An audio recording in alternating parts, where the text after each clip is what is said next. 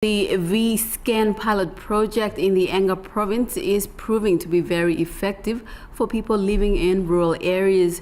Medical directors Dr. Nancy Kerr and Dr. Mark Housewell, who are engaged with the Tribal Foundation, visited 5 of 7 project sites to get the feedback. This is the instrument that is proving to be very effective for health workers in rural areas of the Enga province.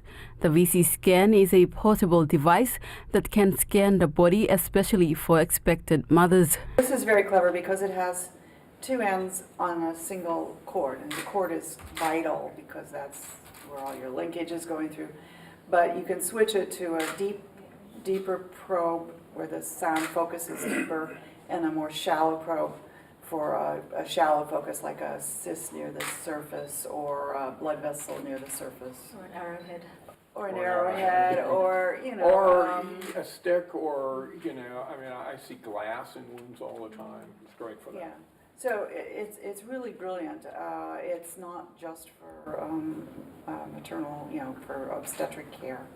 I think ideally GE would be marketing something of this nature in the more developed countries. I want one. Every medical student, the idea, you know, every medical student should have one. So while they're learning physical exam, they're also learning to look and try to do the ultrasound at the very same time.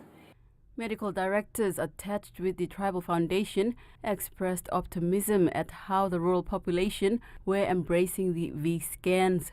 The gadgets were proving very effective as a tool for early warning detection. Women get worried, women get concerned. So if they come in and they can do an ultrasound and you can see that the baby's sitting there sucking his thumb and, you know, kicking at the uterus, it's reassuring to everybody. But I also have to say the brilliant thing about this small ultrasound is, one, as Mark mentioned, you can take it to the bedside. So a number of the doctors were carrying it in their pockets to go on rounds in the morning to their medical patients, surgical patients, pediatric patients. Because in many of these clinics, it's hard to get them to a central area to do scanning, where you might have a big machine or might not. And so they can do it at the bedside, in the ward. All the other patients are also seeing that this technology is available, and word is spreading.